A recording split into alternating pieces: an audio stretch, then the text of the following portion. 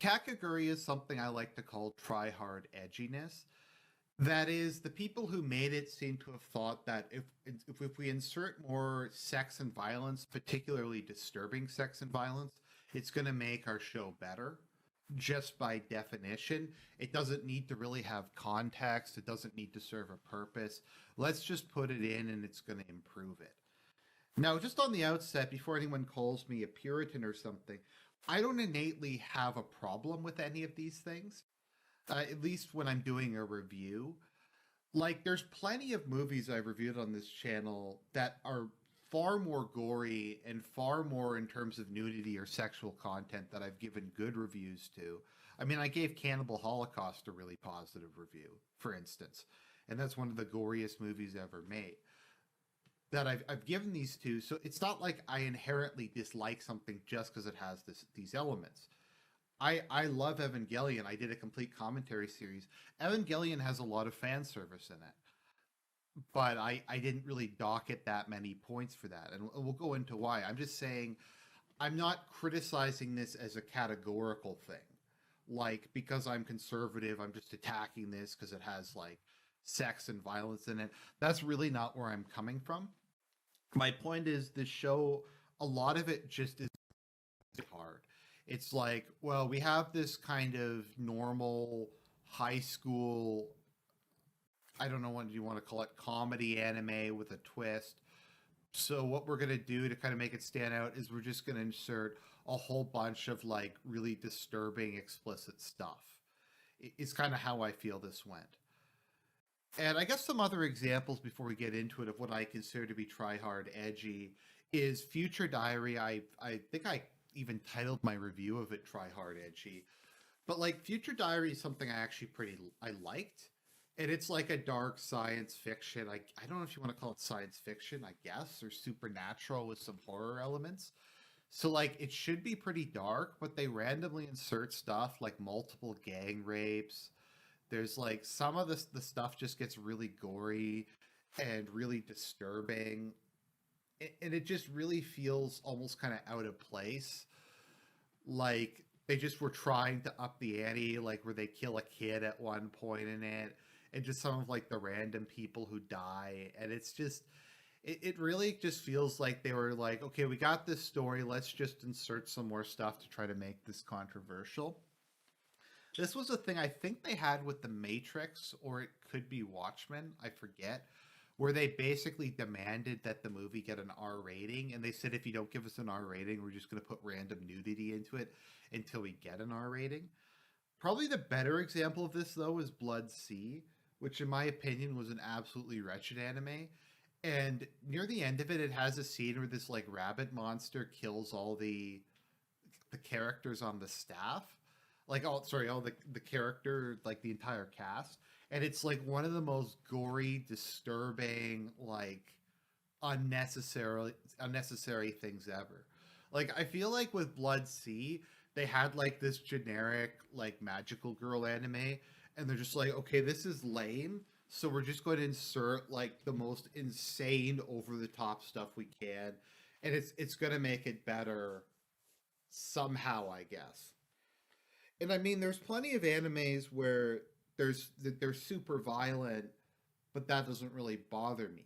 Like Berserk is one of the most horrific pieces of like violence. There's like gratuitous rape. There's all kinds of like Griffith gets tortured, but Berserk is like a dark fantasy horror anime, and that's kind of its shtick. It's the whole shtick of Berserk is they're in this crapsack world. God is literally evil. Like it's just really really bleak. So having all this like violence and stuff is fine because it's within it fits within the theme, it fits within the context. It's trying to one up itself in terms of being disturbing. So when you go into something like Berserk, it's Berserk. You know what you're going to get. You know what Miura's like. You know what kind of things they're going to do, and it fits it. Likewise, while Helsing has a lot of problems with it, the gratuitous violence in it is kind of a feature, not a bug. I mean, Helsing is really stylized, and Like you literally will have Alucard being shot so much he collapses into like a pool of blood and stuff like that. People are getting their heads chopped off, all kinds of like really gory stuff. But it's Hellsing. That's like the point. It's a horror anime with a lot of body horror elements and like vampires and stuff. So I mean that's fine. So in a lot of animes, it doesn't really bother me if there's gory violence. In a lot of movies, it doesn't bother me. I mean, like I said, I gave Cannibal Holocaust a good review. Likewise, fan service doesn't really bother me either if it's used in moderation. Evangelion has a lot of fan service in it, but they tend to use it fairly sparingly. I guess there's a couple exceptions, but they just will have like a couple scenes, maybe one or two in an episode, where Asaka or Masato were wearing like really skimpy clothing, or they'll have like one scene where Asaka is like screwing with Shinji with a bikini on, trying to get him to touch her boobs, or they'll have like one Ray nude scene. But like there's a fair amount of it, but you don't get into a lot of scenarios where it just completely stops and derails the show for like whole episodes. And it kind of works within the kind of the characters. Like the fan service in Eva kind of works with the personality of Misato and Asaka and Rei. So it's not as bad, I think, as in some other cases because it doesn't really feel that forced. I mean, Gainax is infamous for its fan service, but I didn't really think it was that bad. Maybe another example of a show that uses a lot of fan service. I like the romantic comedy, So You Never Thought It Was a Girl Online, which has oodles and oodles of fan service. But I mean, it's a romantic comedy, and that's kind of a feature, not a bug. It's just kind of it's the genre it's in, the way they kind of have it set up. Like you have three main the main female characters. You have kind of like the lolly girl. You have the tall, extremely busty girl, and then you have the moderately voluptuous girl in the middle. So obviously, it's trying to appeal to guys in different ways, and a lot of the humor comes from the fact that the protagonist is like constantly getting cock teased by them. I know it sounds more mean spirited than it is. It's a pretty good show actually, but like that's fine because that's kind of the genre. And some other ones like Maid Sama has a fair amount of fan service, but once again, that's a romantic comedy, and there's many animes like that where I don't really mind it that much. An example of an anime that does fan service extremely poorly is Code Geass. Code Geass has entire episodes of fan service. It has like a dedicated episode where Lelouch wears a dress because that's fan service, I suppose. Code Geass, if you cut out the bullshit and you cut out the fan service, could probably be one season. Like once again, I don't mind if like they give Kaylin like a really sexy jumpsuit to wear. I don't mind if they have a little bit here and there. I mean, it's just part of the entertainment. Guys like to look at hot women even if they're animated. But it derailed the plot. And it got to the point where there's just times in Code Geass when I was watching it, or more so when I was rewatching it, where I just skipped like large portions of the episode because I was just bored. I'm just like, okay, we got a little titillation. Can we just move on? And it won't stop. So that's kind of my stance on the whole thing. So let's get into Kakegurui or Compulsive Gambler. So Kakegurui stars our three main protagonists, Yumiko, Mary, and Ryota, or Ryuta, however you want to pronounce it. So they go to a school, I can't remember the name of the school, but everything at the school is dependent on gambling. Pretty much everyone who's rich and powerful, their children go to this school. And the hierarchy is completely dependent upon how much money you have and how good you are at gambling. And it does have one of my favorite tropes, which is the all-powerful student council, who is kind of like an Illuminati that's grooming the like various people who go to their school to take over major positions of the Japanese government. So it's like literally an Illuminati student council that controls the entire like all of Japan, which I thought was pretty funny, to be honest. But like everybody in this show, with the exception of like Ryota, is completely insane. And they're all like sadistic about gambling. And like the goal is to try to reduce the other person to poverty or reduce them to a slave. And if you go into debt at the school, you get demoted to being a pet. And people can do anything they want to you. So we have at least one, it might have been several attempted rape scenes. Yeah, I think there was at least two where people tried to rape the various pets. I think they try to rape Yemiko and they try to rape some other girl because they've been demoted to pet status. So I mean that's kind of an unnecessary element. I mean, like I guess it could have been played more comical than like to the degree that they do it within this show. But like everything within this show, they just make a lot more, like I said, edgy than it really needs to be. So Yumiko shows up, and she was admittedly the reason I watched this show. Because my parents won't cancel their Netflix, so I just use it. And they really, really heavily promote this show on Netflix because it's a Netflix adaptation. And I just kept seeing like Yumiko with her assets staring at me every time I started Netflix. I'm like, I might as well just watch this to see what it's like. So she transfers in, and her shtick is basically that she's a gambling addict. Everybody at the school gambles, but a lot of the people gamble more for the rewards it brings because they want money or they want power or something. But Yumiko is a pure addict, and she gambles solely for the enjoyment of it. And she seems to derive sexual pleasure from it. And we have a lot of really awkward scenes of her like getting aroused and maybe like having orgasms while participating in particularly like intense gambling. And I just found it kind of gratuitous and unnecessary. And it happens so much in this that like random female characters get aroused while gambling. It just kind of feels like it's a hentai or something. And at that point, I kind of was like, just stop like blue balling us and just make this a hentai. I mean, if you want to do it that bad, then like stop this whole pretense. So she comes to the school and almost immediately she beats Mary, who's the other one of the other major characters. Um, Mary is interesting. I'll get into her in maybe a bit, but yeah, she's initially a massive bitch, but I guess kind of becomes better later.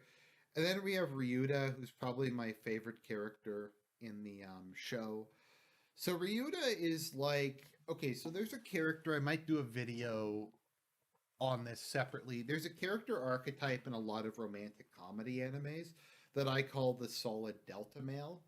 So on Vox Day's sociosexual hierarchy, which admittedly can be kind of cringe, but bear with me, there's the alpha, beta, gamma, and then there's the delta male. And the delta male is the guy who's just really solid, really reliable. He's not an alpha male, he's not necessarily a Chad, but he's an honest guy, he's a hard worker. He may be very successful, but he's just not flashy. Maybe and he wins the girl just by being a really good, solid guy. And I like that. And I think maybe the best example of that is Ryuji from Toradora.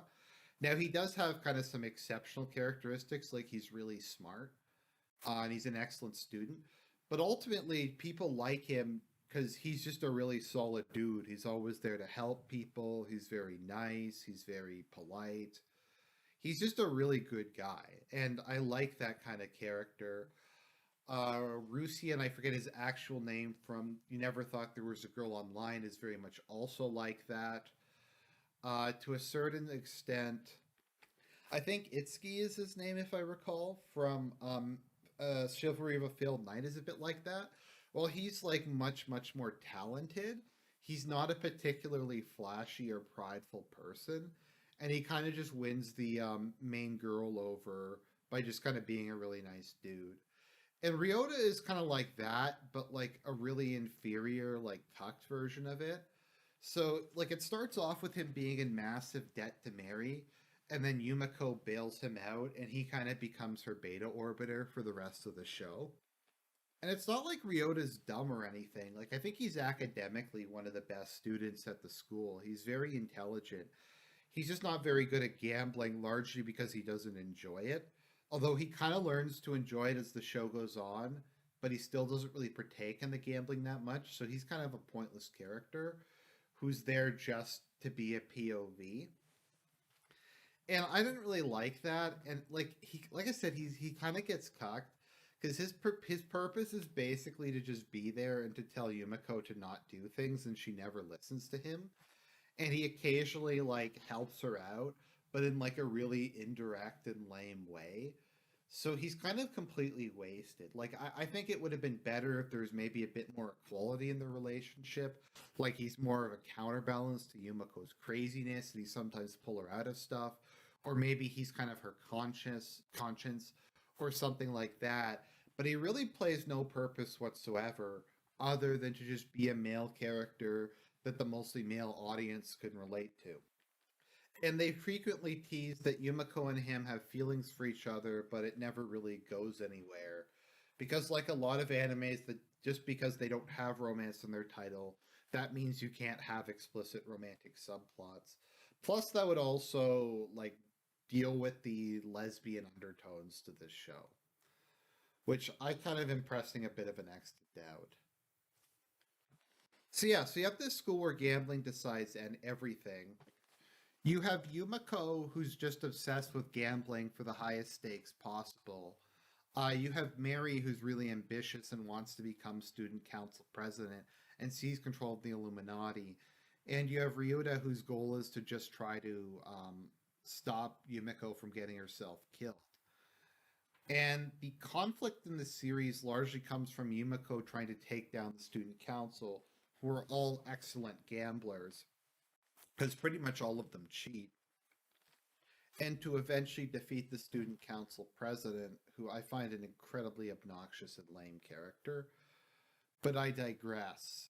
And the gambling in this show is really where you get into the try-hard edginess of this.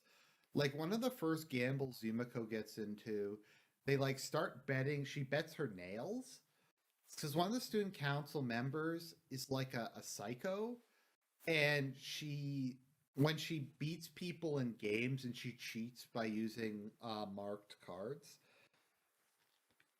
she more or less hustles them into losing a bunch of money, and then she gets them to bet their fingernails. So she rips out their fingernails and she keeps them in like a box. And then later on, she becomes like a major supporting character. And we're supposed to like forgive her for being a psychopath and like just forget about all that stuff that happened. And this kind of comes down to the main problem I have, aside from just inserting random stuff like this, is I can't tell what the show's morals are trying to say. Because on some level, Yumiko seems like a much better person than a lot of them. She's definitely more personable. She's somewhat charismatic. She doesn't seem to have quite the level of sadism or whatever. And the people who she deals with, like Mary, like the girl with the fingernails, and some other people, seem to become significantly better people after dealing with her. But the show never really seems to take a strong position where if the gambling is a good thing or not, whether the like sadistic shit is a good thing or not. It's just really like try hard. And it results in a very confused message. Because like sometimes when they try to kill each other through gambling, it's portrayed as a really good thing. And sometimes it's portrayed as a really messed up thing. And I just don't really get where like the show's message is coming from. And whether Yumiko's supposed to be a hero or an anti-hero or what she's supposed to be. I don't really know, to be honest. So that's like one member of the student council. There's another member of it who cheats at a different game, who Mary loses to. And if you lose enough, then the student council will claim your life. And if the student council claims your life, they have a life plan for you where they will plan the rest of your life out for you. And your basic purpose is just to be a slave to the student council. It's kind of funny because Mary's life plan, because she loses a bunch of money, is to basically marry a future diet member and live a life of like luxury. But she's like, no, I want to be an empowered woman. That doesn't seem very good. That sort of thing. And it's really common for them to bet like really fucked up stuff, like leaving the school, like one becoming a slave to the other, betting their entire life's earnings and betting their family's earnings and all this other stuff. And them getting completely and utterly destroyed. And someone later asks Yumiko if she feels any regret, and she's like, no, I feel regret that I don't feel regret. I don't know if that's really true though, as like I said, most of the people she winds up beating undergoes some sort of change of heart, and through the power of friendship, they become somewhat less psycho. But like I said, Yumiko is kind of a very much a black box. And I find it difficult to really say anything for sure. So maybe some more examples of how this show is try hard edgy. So one of the members of the student council is a sadistic, masochistic girl whose dream is for Yumiko to kill her, getting her mixed up because she kind of looks a bit like Yukiko from Persona 5, just in terms of the I forget what the term it is, but for the classical Japanese beauty. And she makes Yumiko play this Russian roulette style game in which she rigs it so that Yumiko will win. And once Yumiko wins, she'll be able to shoot her and kill her. And in the girl's backstory, we find out that she had run up a massive debt to the president of the student council. And the president of the student council says that she always wanted to watch someone pluck their eye out. So the girl did that, and she gained immense sexual pleasure from that. And she literally like orgasms whenever she almost gets killed in a gambling match or something like that. And it's really creepy. And like it kind of just keeps happening.